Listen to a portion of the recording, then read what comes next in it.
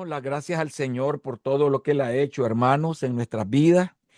Vamos a iniciar la clase de hoy, la lección número 5, ética filosófica, el utilitarismo.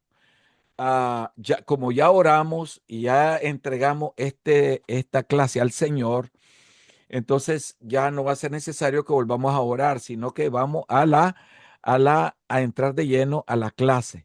Vamos a ver lo que es en la lección número 5, la ética filosófica, el utilitarismo. Y dijimos que los objetivos de la lección es definir el utilitarismo y comprender su origen filosófico, identificar las diferentes interpretaciones del concepto de utilidad, distinguir los principales tipos de utilitarismo, reconocer los aspectos positivos que propone esta teoría ética, analizar las limitaciones del utilitarismo a la luz de la Biblia, comparar la ética utilitarista con la ética cristiana basada en la voluntad de Dios. Recuerden que yo estoy trabajando con resúmenes de mi libro del maestro, para que más o menos tengan ustedes una idea. El ser humano constantemente, hermanos, pues indudablemente toma decisiones morales. Muchas filosofías enseñan que una acción es correcta si produce felicidad o bienestar para la mayoría de las personas. Esta teoría recibe el nombre de utilitarismo.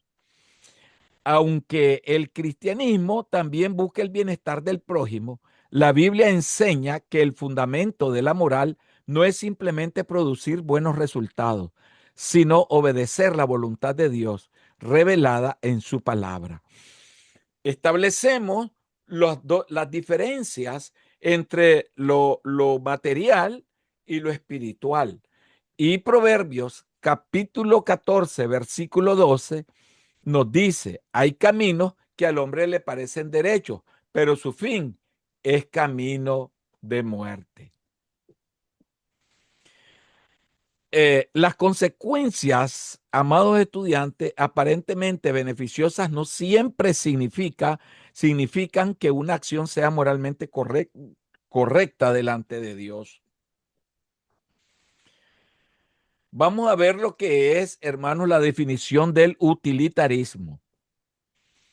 El utilitarismo es una teoría ética que afirma que una acción es moralmente correcta cuando produce el mayor bien o la mayor felicidad para el mayor número de personas. Esto lo explica, ¿verdad?, la teoría del utilitarismo ético material. Fue desarrollado principalmente por los filósofos como Jeremy Bentham y John Stuart Mill. Sus principios básicos son: lo correcto es aquello que produce las mejores consecuencias. Indudablemente que el Hijo de Dios se basa en la palabra de Dios, sabiendo de que el utilitarismo, ¿verdad? Para el utilitarismo, la moralidad depende principalmente de los resultados y no tanto de la intención y del deber moral. La Biblia enseña que una acción debe ser correcta delante de Dios, aun cuando el resultado no parezca favorable. Aquí es algo interesante, ¿verdad? Estamos hablando de que los hijos de Dios estamos sujetos a pruebas. Esto significa que en el carácter del creyente, la prueba es una herramienta puesta por Dios a sus hijos para crecimiento espiritual, crecimiento de fe y soporte para la santidad. Entonces, Primera de Samuel, capítulo 15, versículo 22, nos dice: se complace Jehová tanto en los holocaustos y víctimas como en lo que se obedezca a las palabras de Jehová. Ciertamente el obedecer es mejor que los sacrificios. Dios valora primero la obediencia y después las consecuencias. En segundo lugar, las diferentes interpretaciones de la utilidad. No todos, amados estudiantes, los filósofos entienden utilidad de la misma manera. Las varias interpretaciones de utilidad son el utilitarismo hedonístico, que da énfasis al placer. Es también llamado utilitarismo cuantitativo, de Yemery Bentham, quien es el fundador del utilitarismo. Y ellos sostienen este punto. También está el utilitarismo eudaimonístico. Da énfasis a la felicidad. Es también llamado utilitarismo cualitativo. Es de John Stuart. Él sostiene este punto.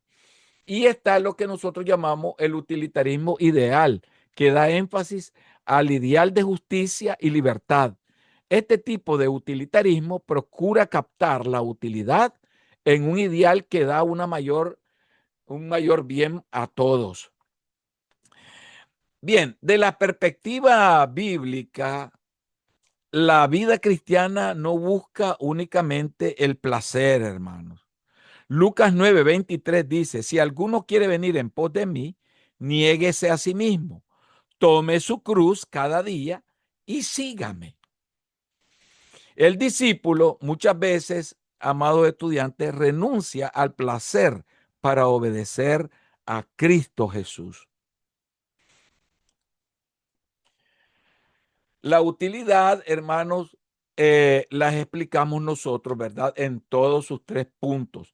Vamos ahora a ver lo que nos dice, basado en esto, la utilidad como bienestar social. Muchos utilitaristas modernos consideran útil aquello que beneficia a toda la sociedad.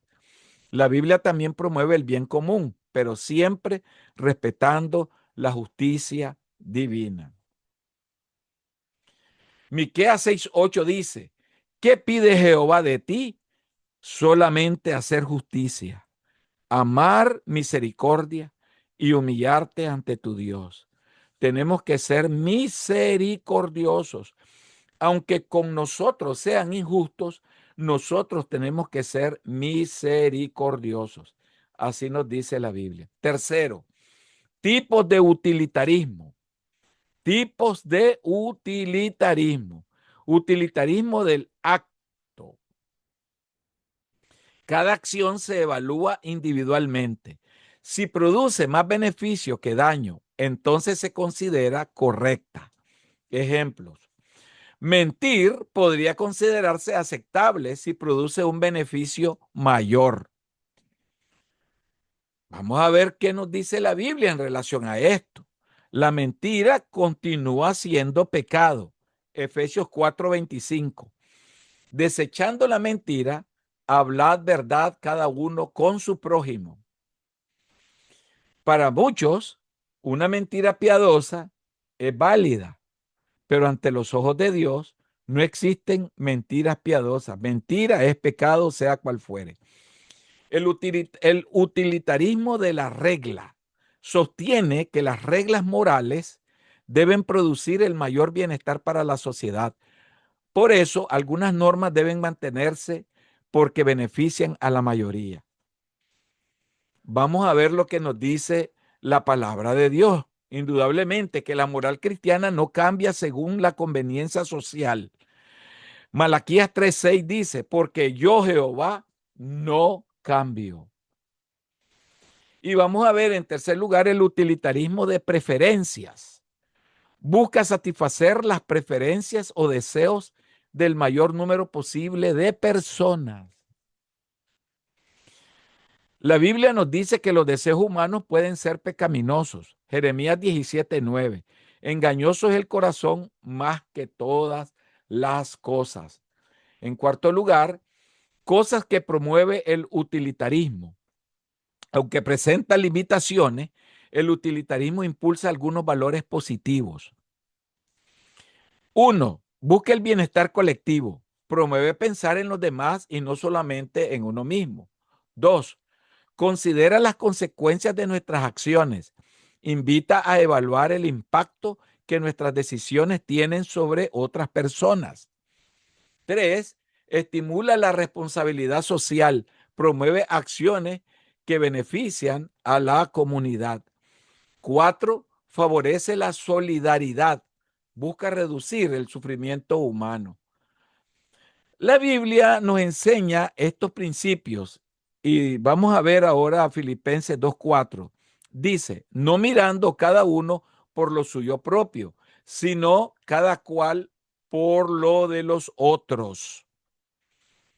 Sin embargo, el creyente ayuda al prójimo porque ama a Dios, no solamente porque produzca utilidad. Lo que pasa es que en la ética, el utilitarismo siempre va buscando un resultado personal, en el utilitarismo. En la ética utilitarista, humana, va buscando siempre un bien propio o bien para los demás, también para los demás. No lo vamos a negar.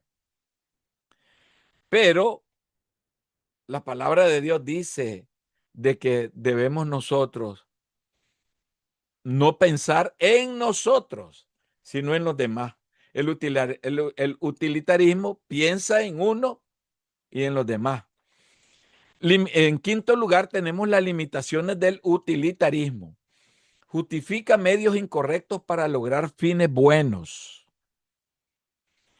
Y esto es importante. Puede llegar a decir que una mentira o una injusticia son aceptables si benefician a muchas personas. Romanos 3:8 nos dice la palabra de Dios.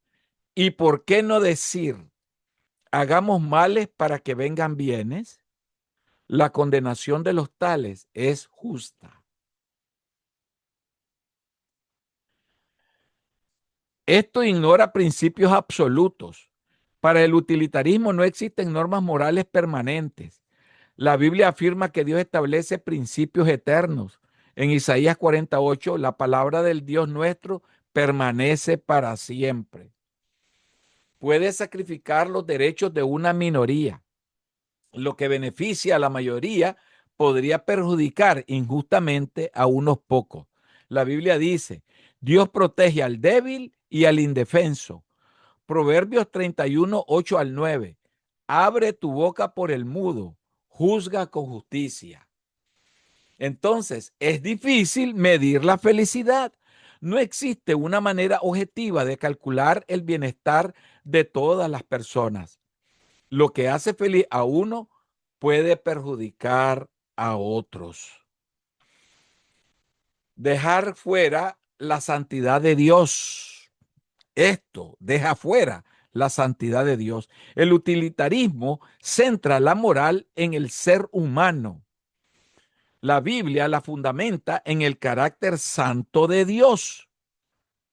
El utilitarismo, ¿verdad? Indudablemente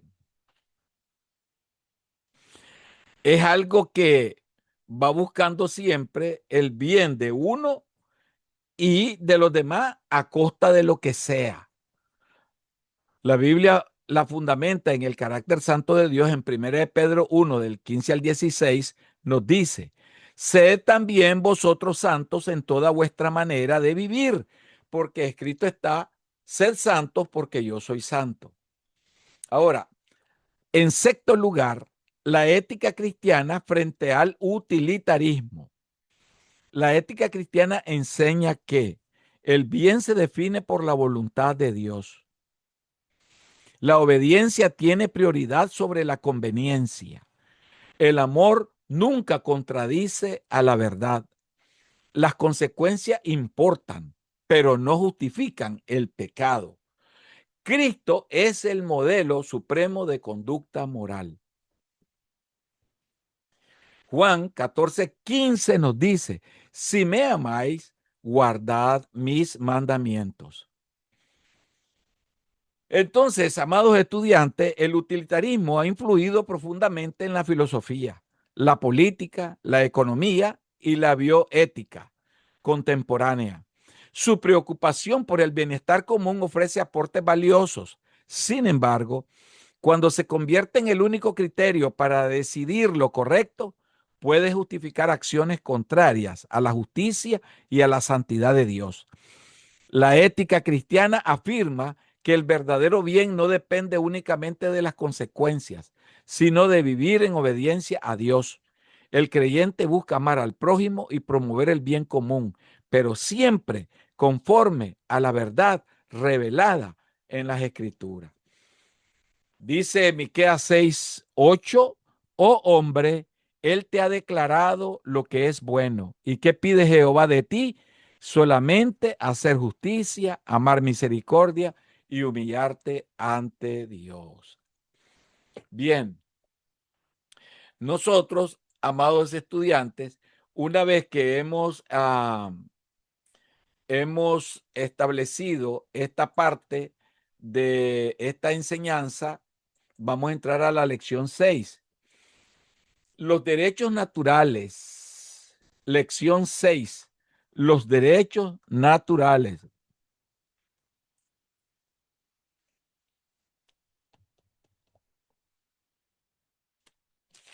Los derechos naturales.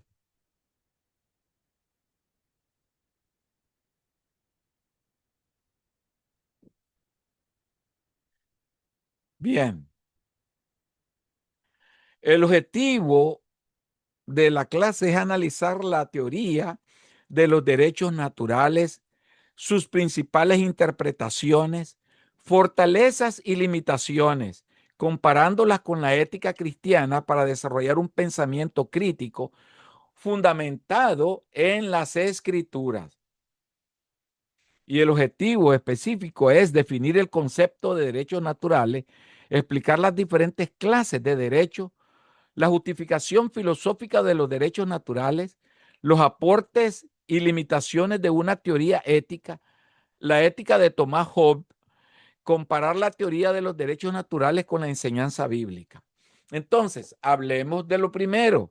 ¿Qué son los derechos naturales? Los derechos naturales son aquellos derechos que pertenecen a toda persona simplemente por ser un ser humano. No, esto indudablemente, ¿verdad? No depende, esto no depende del gobierno, de una cultura o de una ley humana, sino que existen por naturaleza. Los filósofos sostienen que estos derechos son universales, inalienables e inherentes a toda persona.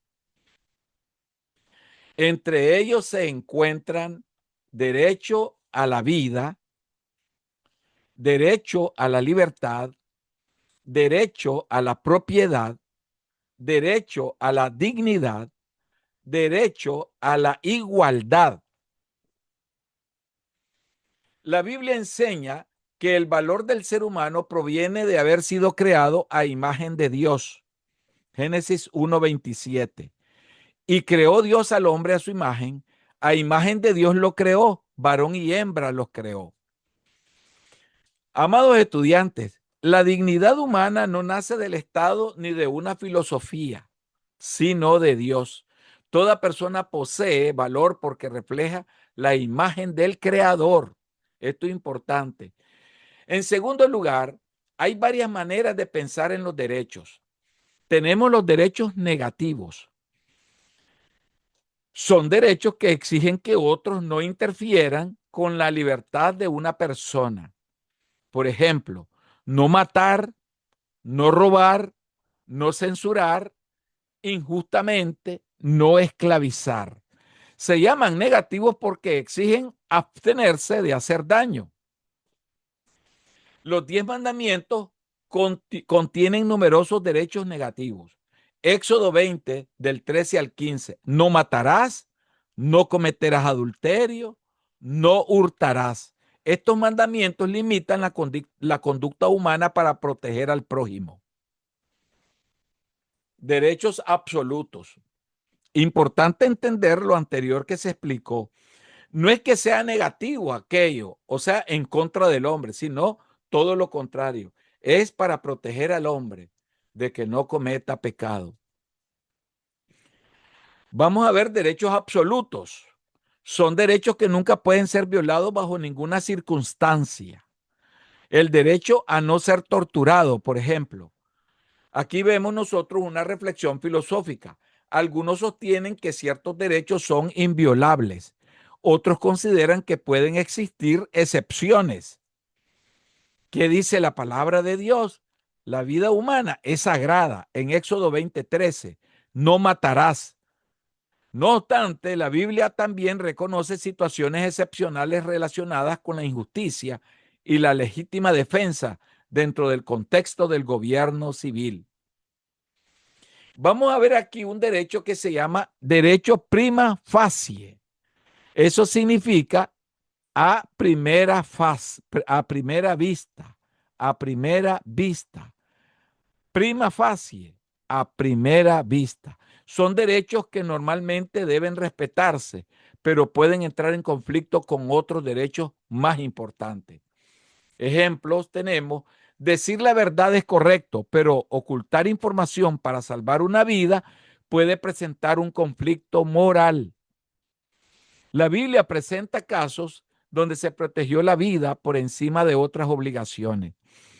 Éxodo 1, del 15 al 21 nos dice: las parteras hebreas desobedecieron la orden del faraón para preservar la vida de los niños israelitas, y Dios aprobó su temor reverente. Esto muestra la necesidad del discernimiento moral. Interesante, interesante. Nos ayuda a esto a tener un conocimiento pleno para predicar, enseñar con conocimiento. En tercer lugar, tenemos la justificación de los derechos naturales. La justificación de los derechos naturales. Los filósofos han defendido los derechos naturales de diversas maneras. Primero, porque pertenecen a la naturaleza humana. Todo ser humano posee dignidad, porque la razón los descubre. La razón reconoce que toda persona merece respeto, porque existen antes del Estado. El gobierno no crea los derechos, solo debe protegerlos. Perspectiva bíblica. Desde la Biblia, los derechos derivan del carácter de Dios. Él es justo, santo y ama a toda su creación. Miqueas 6:8. Oh hombre, Él te ha declarado lo que es bueno. ¿Y qué pide Jehová de ti? Solamente hacer justicia y amar misericordia y humillarte ante tu Dios. La justicia bíblica fundamenta el respeto por cada persona. En cuarto lugar, tenemos cosas que promueven los derechos naturales. Esta teoría ha apartado importantes beneficios. Por ejemplo, protege la dignidad humana. Toda persona tiene valor. Limita el poder del Estado. Ningún gobierno posee autoridad absoluta. Defiende la libertad. Promueve la libertad religiosa, política y de conciencia. Favorece la igualdad. Todos poseen los mismos derechos fundamentales. Inspira los derechos humanos modernos. Muchas constituciones se fundamentan en esta teoría. Proverbios 31, del 8 al 9 nos dice: abre tu boca por el mudo en el juicio de todos los desvalidos. Abre tu boca, juzga con justicia y defiende la causa del pobre y del menesteroso. Dios llama a proteger a los vulnerables. En quinto lugar, tenemos nosotros cosas que sugieren las limitaciones de los derechos naturales. Aunque esta teoría posee fortalezas, también enfrenta las dificultades. En primer lugar, no explica claramente el origen de todos los derechos. ¿Quién determina cuáles son naturales? Los derechos pueden entrar en conflicto. Por ejemplo, libertad de expresión, derecho al honor, derecho a la privacidad. En tercer lugar, enfatiza más los derechos que las responsabilidades.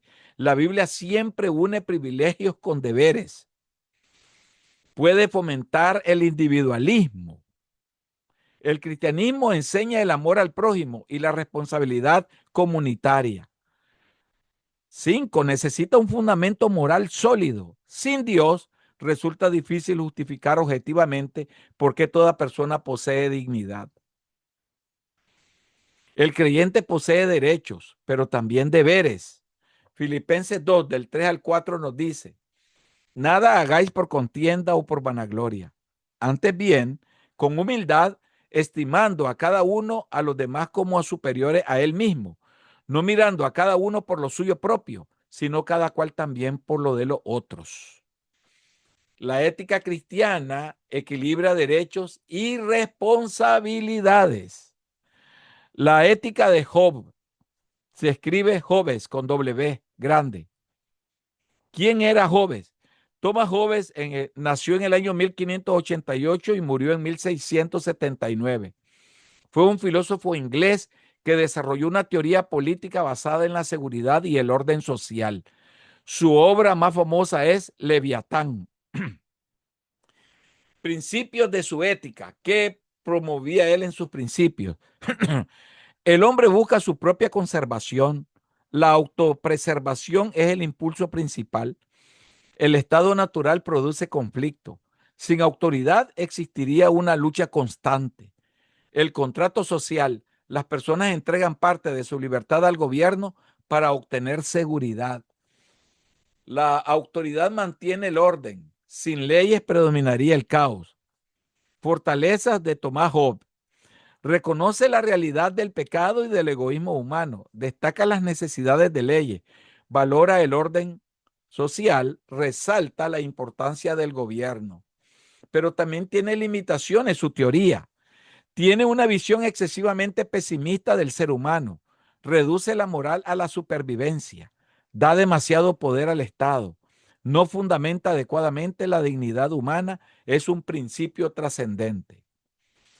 Y sobre todas estas cosas se basa el mundo actualmente, el mundo secular, el mundo natural. La Biblia confirma que el ser humano es pecador. Romanos 3:23, por cuanto todos pecaron y están destituidos de la gloria de Dios. Sin embargo, también enseña que el hombre puede ser transformado por la gracia de Dios. Segunda de Corintios 5:17 nos dice, de modo que si alguno está en Cristo, nueva criatura es. Las cosas viejas pasaron, y aquí todas son hechas nuevas. Amados estudiantes, la ética cristiana no se basa únicamente en controlar el pecado mediante el poder político, sino en la transformación interior producida por el Espíritu Santo.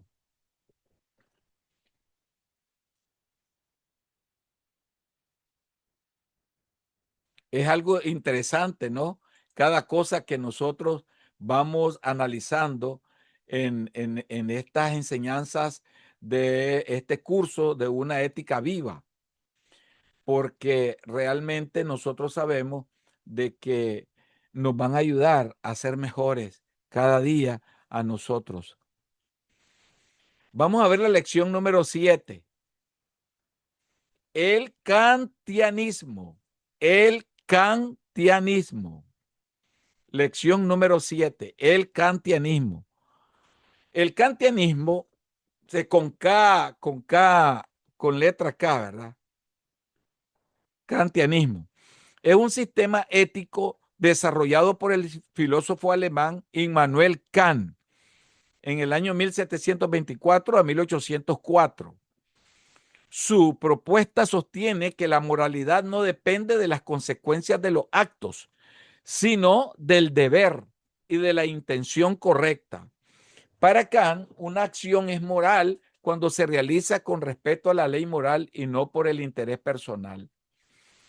Desde la perspectiva cristiana, el kantianismo aporta importantes principios sobre el deber, la dignidad humana y la responsabilidad moral. Sin embargo, la Biblia enseña que la verdadera moralidad nace de una relación con Dios, transformado por el Espíritu Santo. En Ezequiel 36, del 26 al 27, nos describe eso.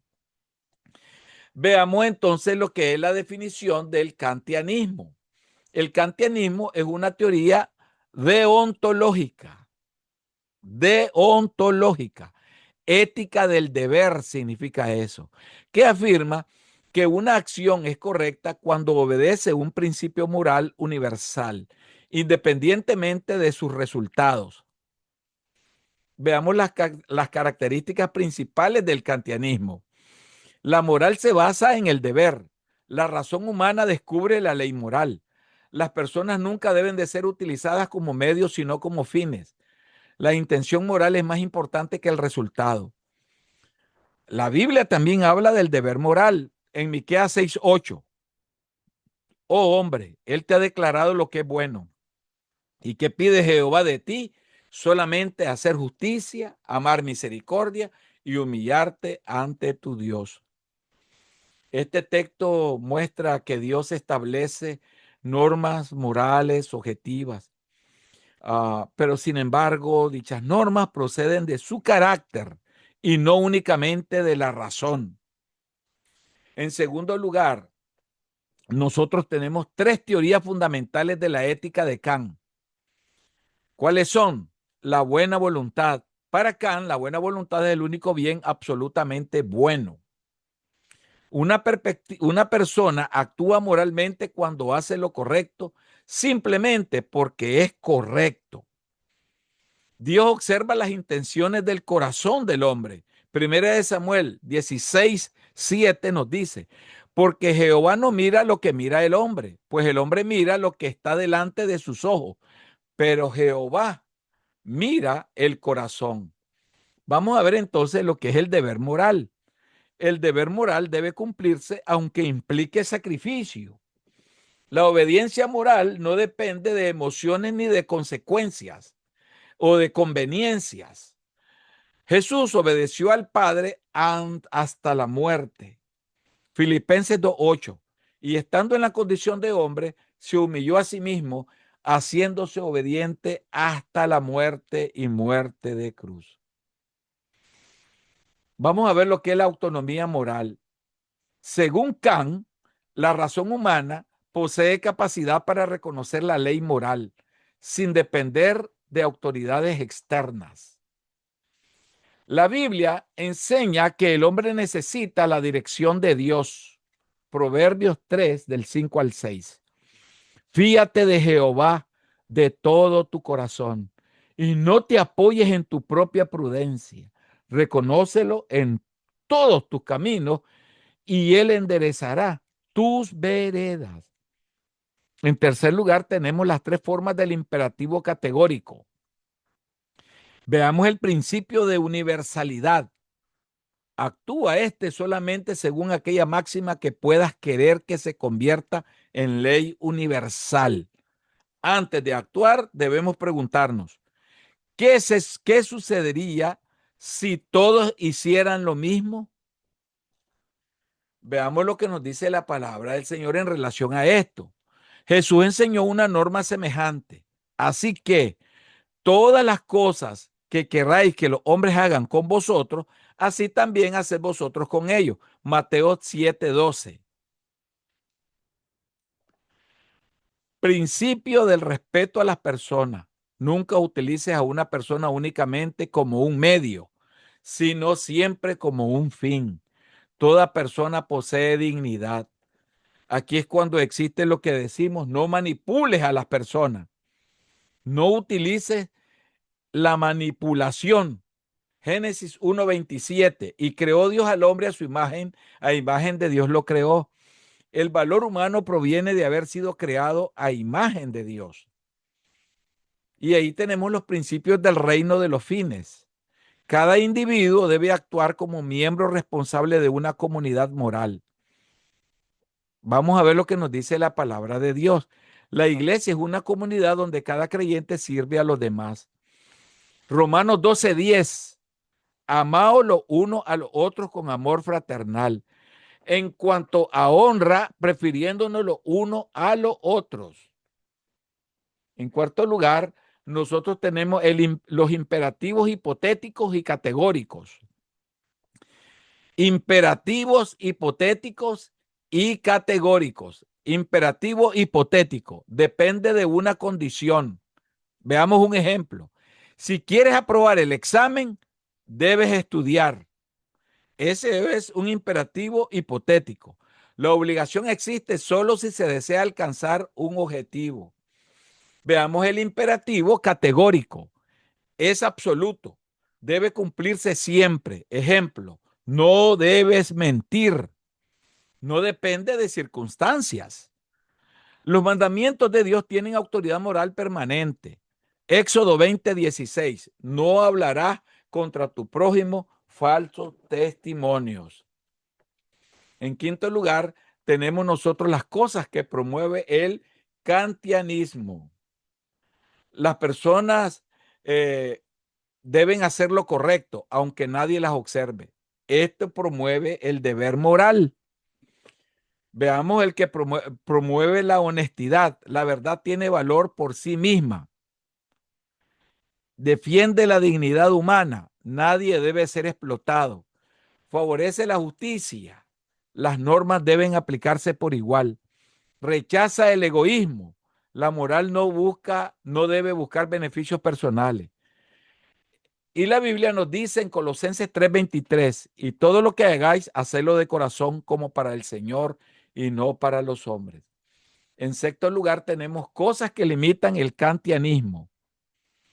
Confía excesivamente en la razón humana. La Biblia enseña que el pecado afecta la capacidad moral del ser humano. Jeremías 17:9. Engañoso es el corazón más que todas las cosas y perverso. ¿Quién lo conocerá?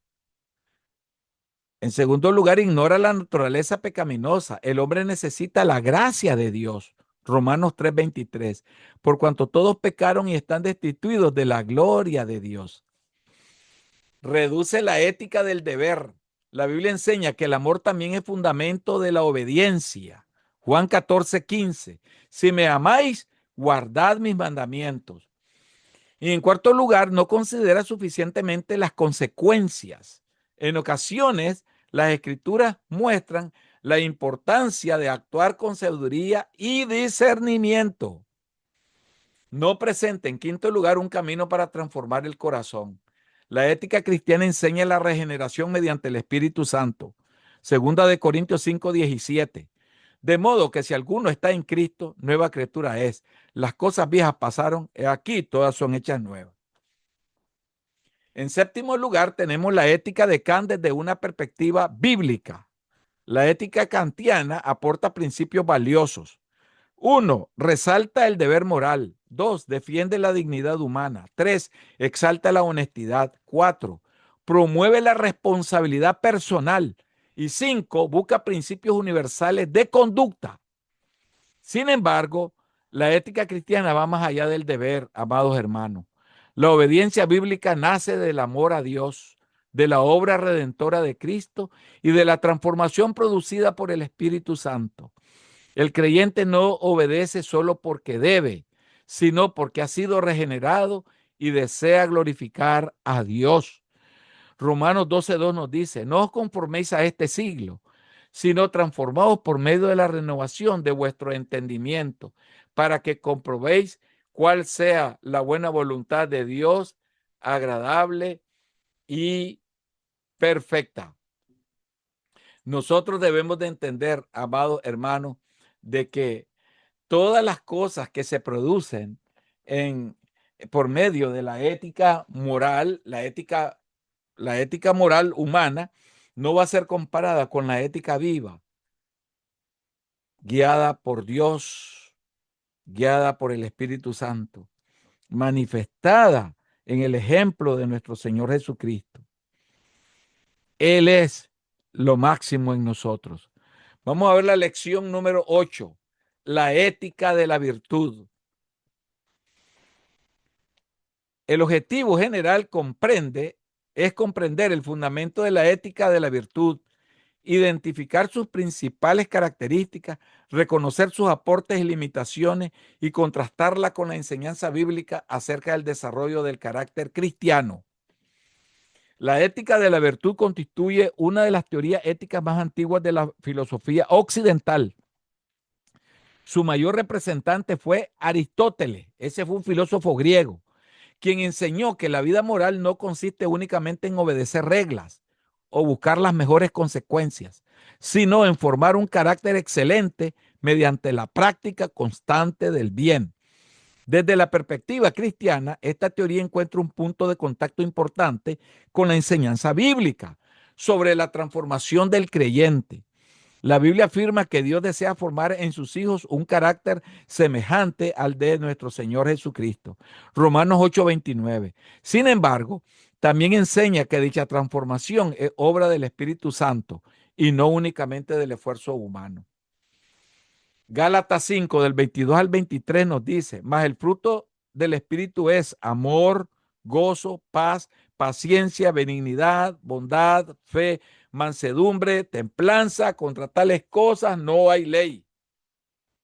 El fruto del Espíritu Santo, amados hermanos, representa las virtudes que Dios desarrolla en la vida del creyente mediante una relación continua con Dios.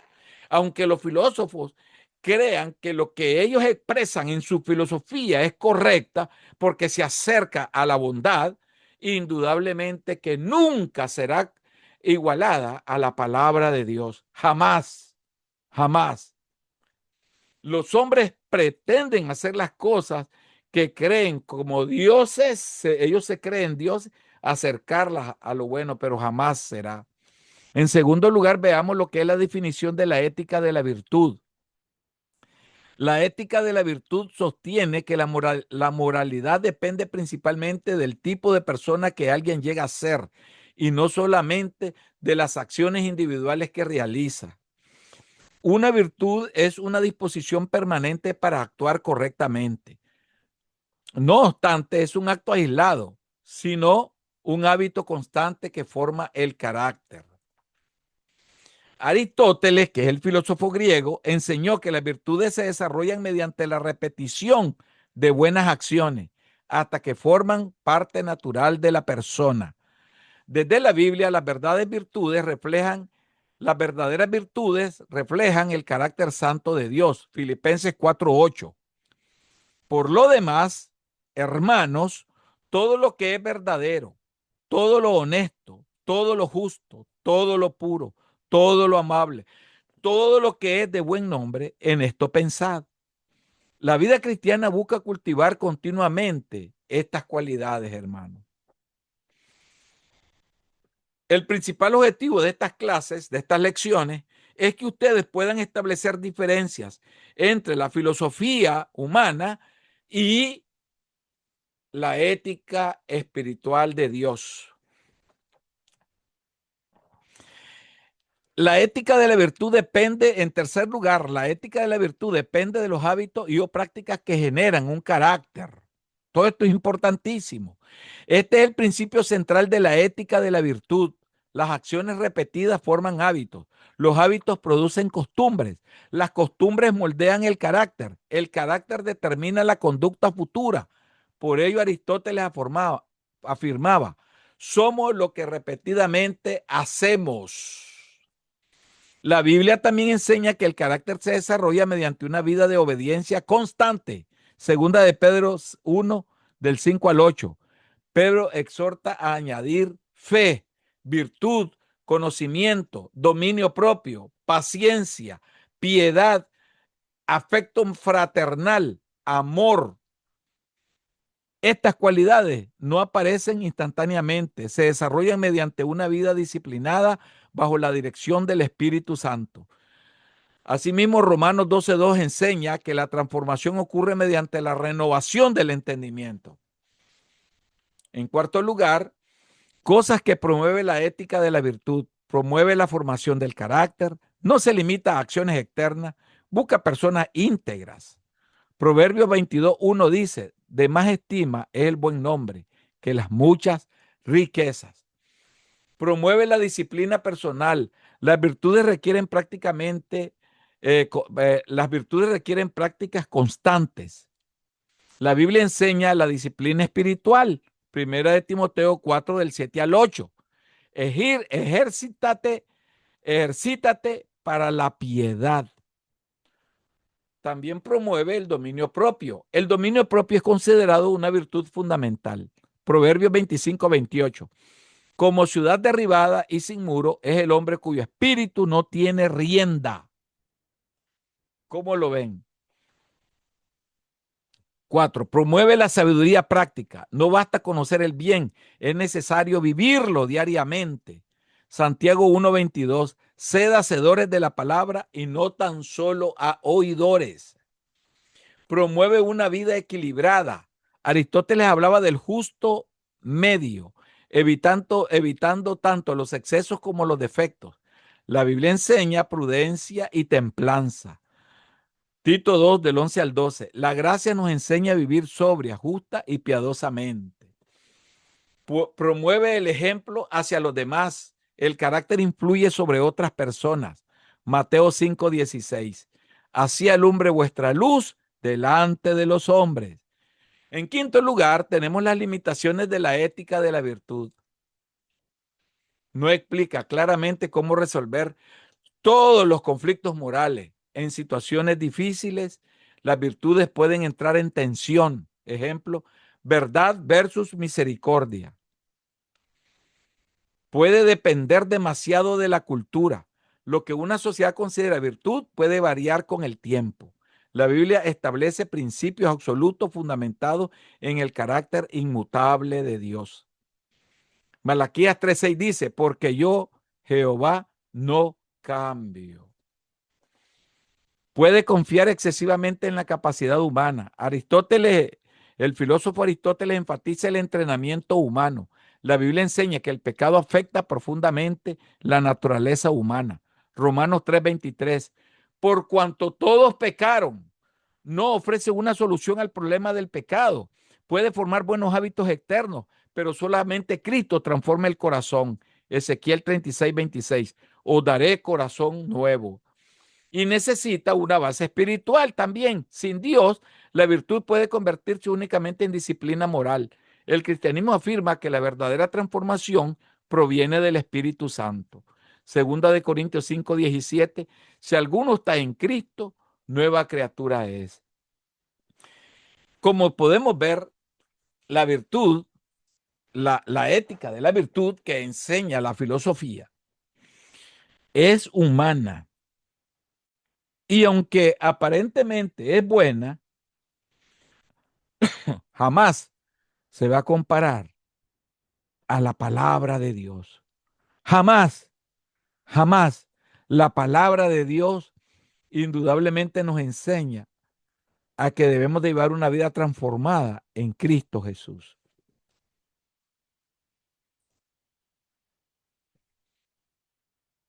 La ética de la virtud aporta una comprensión profunda acerca de la importancia del carácter, los hábitos y la formación moral, que las acciones repetidas moldean la persona y que la excelencia moral requiere disciplina constante. Desde la perspectiva bíblica, este enfoque coincide en valorar un carácter santo, pero difiere en su fundamento. Mientras Aristóteles centra la formación moral principalmente en el esfuerzo humano y la práctica, la Biblia enseña que el verdadero cambio nace de la gracia de Dios, de la obra regeneradora del Espíritu Santo y de una relación viva con Jesucristo.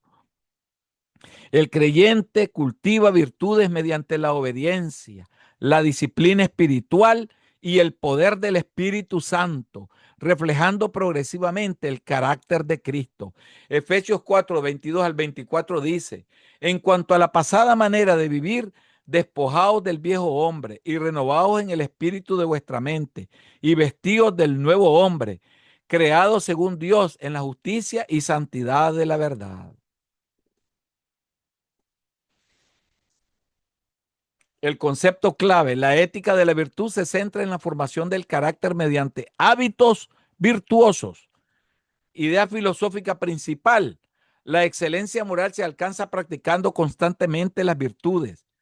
Veamos lo que nos dice desde la perspectiva bíblica. El carácter cristiano se forma por la acción del Espíritu Santo, la obediencia a la palabra y la comunión con Cristo. En la aplicación ministerial nosotros tenemos que el liderazgo cristiano debe modelar, virtudes como integridad, humildad, amor, dominio propio y servicio, siendo ejemplo para la iglesia y la sociedad. Amados estudiantes, hemos establecido las diferencias entre lo que es, ¿verdad?, la ética, la filosófica de los hombres, pero también nosotros tenemos acá la ética de la verdad, la ética de la verdad viva, que es la palabra de Dios. Y no hay otra, es la palabra de Dios. Y debemos de sentirnos, hermanos, confiados en Cristo Jesús.